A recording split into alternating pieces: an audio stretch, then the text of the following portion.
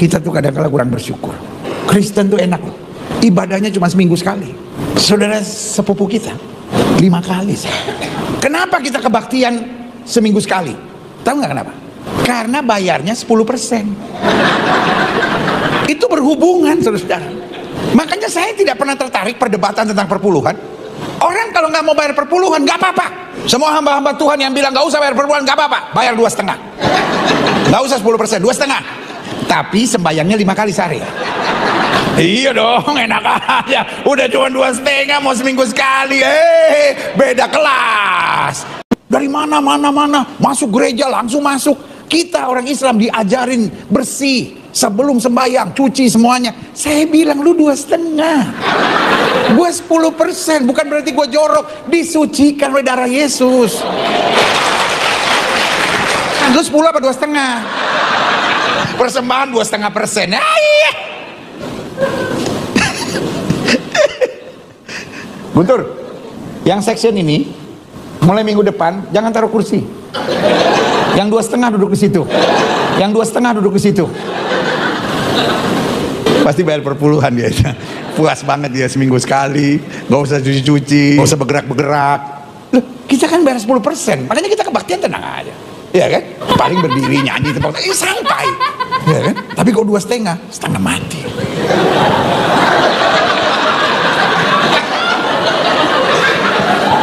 Yang paling berat terakhirnya mesti lipat kaki. Nggak semua orang bisa. Iya kan? Kaki mesti dilipat, ayah. Tapi ya udahlah 2,5.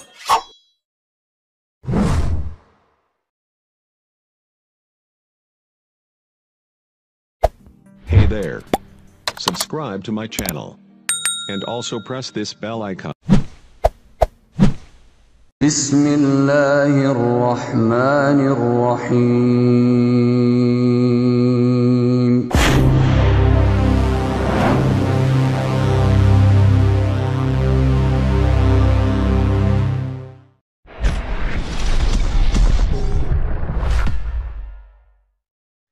Bismillahirrahmanirrahim. Assalamualaikum warahmatullahi wabarakatuh. Alhamdulillahirrabbilalamin. Wassalatu wassalamu ala asyrafil anbiya'i wal mursalin wa ala alihi wa sahbihi rasulillahi ajma'in.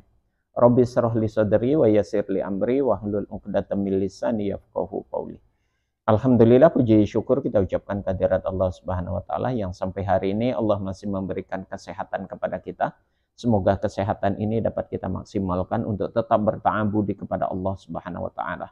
Salawat dan salam kepada Nabi Allah Muhammad sallallahu alaihi wasallam. Allahumma shalli ala Muhammad wa ala ali Muhammad. Saudara sekalian, di awal video tadi sudah kita saksikan bersama di mana seorang pendeta yang cukup terkenal di Indonesia ini, pendeta Gilbert Lumuindong, yang sedang memperbandingkan ajaran atau syariat Islam dengan kekristenan, sekaligus dia ingin mengolok-olok atau mempermainkan syariat ajaran Islam itu sendiri. Yang dia permainkan, yang dia olok-olokkan ada 3 hal. Pertama tentang zakat yang 2,5%, yang dia perbandingkan dengan perpuluhan atau 10%.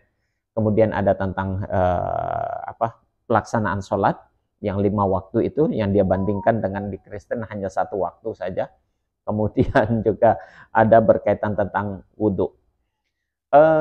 Saya kasih catatan awal terlebih dahulu, saudara, bahwasanya Lumuindong, saya tahu tujuannya ingin mengolok-olok atau mempermainkan syariat Islam, ingin merendahkan, melecehkan syariat yang dilaksanakan oleh umat Islam. Tapi sadarlah bahwasanya yang dia sedang permainkan atau olok-olokkan adalah isi Alkitabnya sendiri, ya.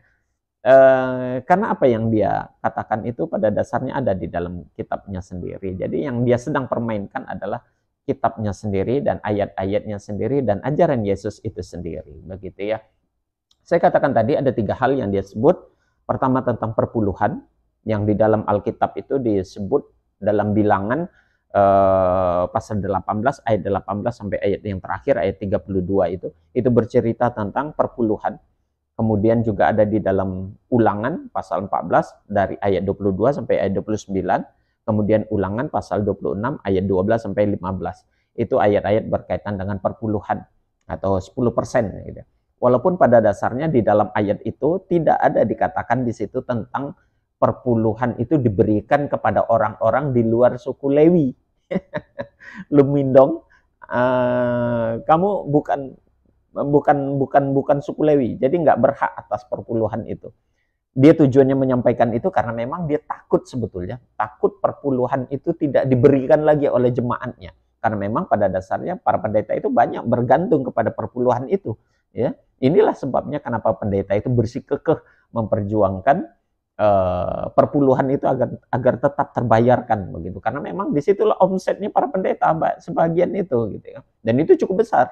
Makanya dia takut sekali kalau seandainya perpuluhan itu tidak dibayarkan. Padahal perpuluhan itu kalau berdasarkan bilangan pasal 18 ayat 18 sampai 32 dan ulangan pasal 14 ayat 22 sampai 29, 26 sampai ayat 20 pasal 26 ayat 12 sampai 15 di situ dikatakan diberikan kepada suku Lewi, ya.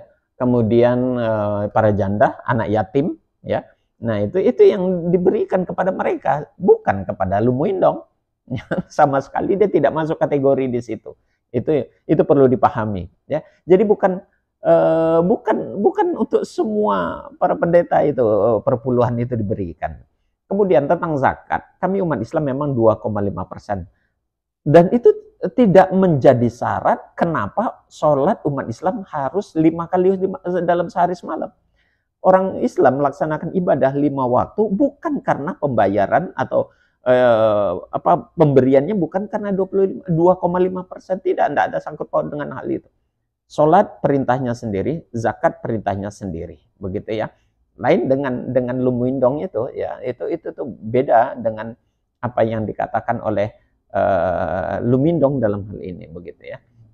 Kemudian berkaitan dengan berwudu, itu tidak ada hanya umat Islam saja diperintahkan untuk membasuh dirinya, baik itu kaki, tangan, muka di dalam akan melaksanakan suatu peribadatan, begitu ya. Tapi di dalam Alkitab juga ada perintah berwudu itu. Di dalam Keluaran pasal 40 ayat 31 sampai 32, Musa dan Harun di situ diperintahkan untuk membasuh tangan dan kaki mereka dengan air. Kapan mereka lakukan itu? Pada saat akan masuk ke kemah pertemuan, akan masuk ke dalam mezbah. Maka basuhlah kaki dan tangan seperti yang diperintahkan Tuhan kepada Musa. Itu ada di dalam Keluaran pasal 40 ayat 31 sampai 32. Kemudian Keluaran pasal 30 ayat 20 sampai 21.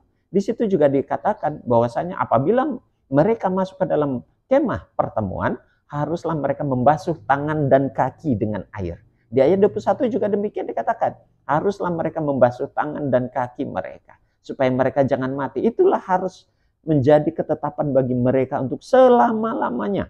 Jadi tidak ada penghapusan itu bagi dia dan bagi keturunan-keturunannya.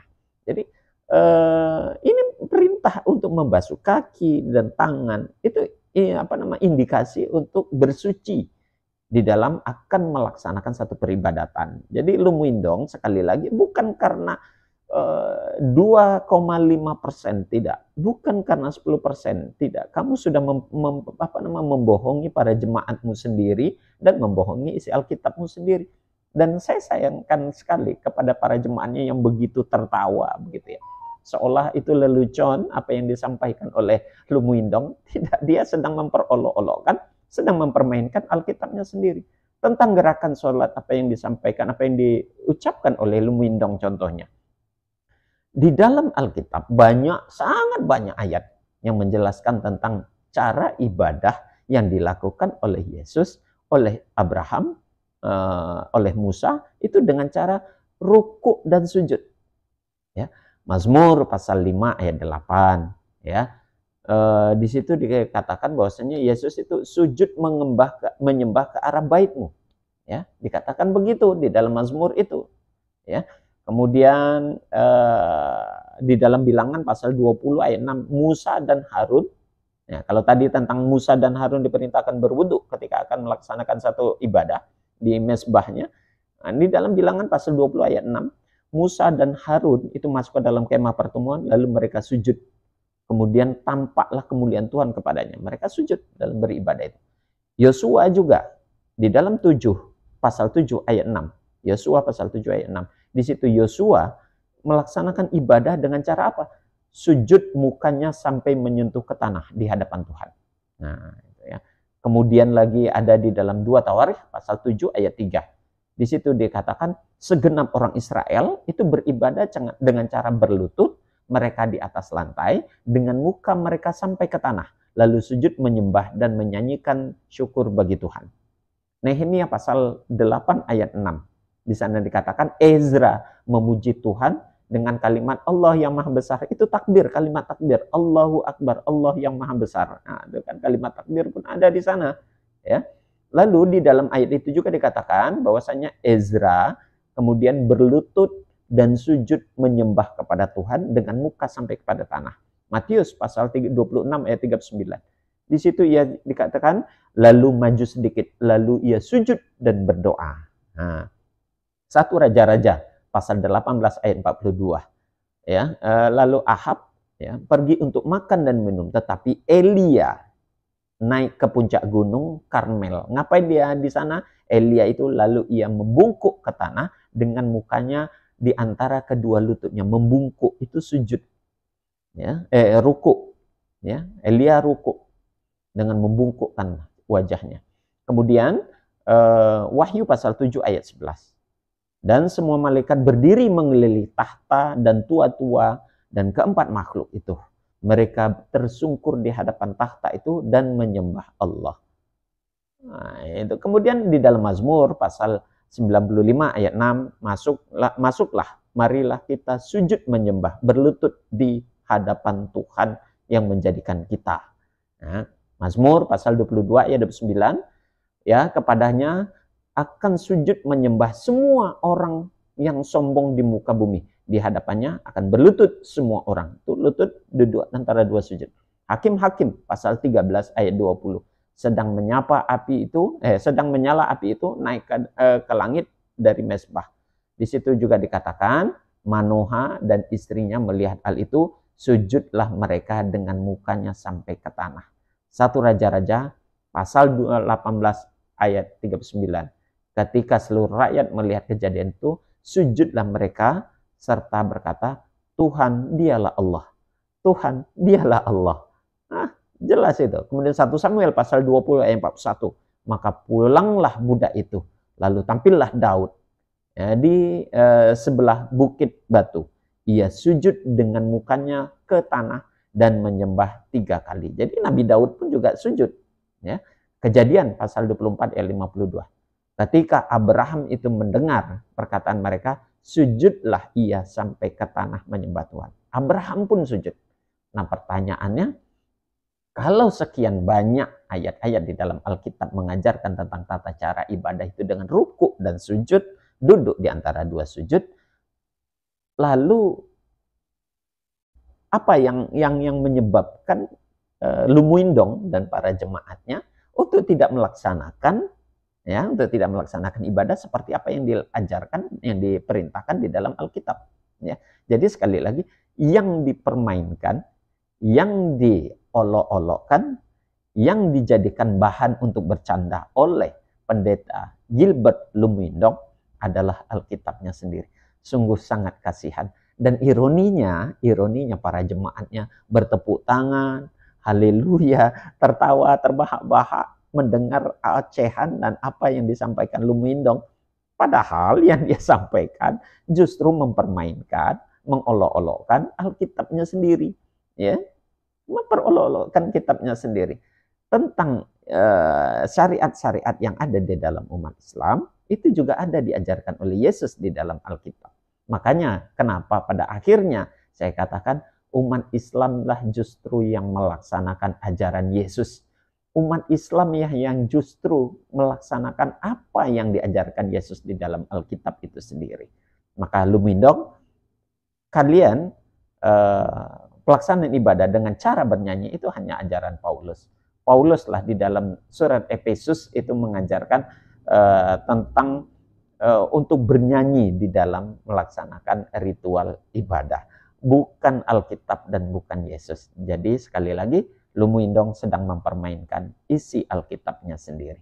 Demikian saudara, semoga ini bermanfaat. Kita akhiri dengan kafaratul majelis. Subhanakallahumma wa bihamdik, asyhadu an la ilaha illa anta, astaghfiruka wa atubu ilaik. Assalamualaikum warahmatullahi wabarakatuh.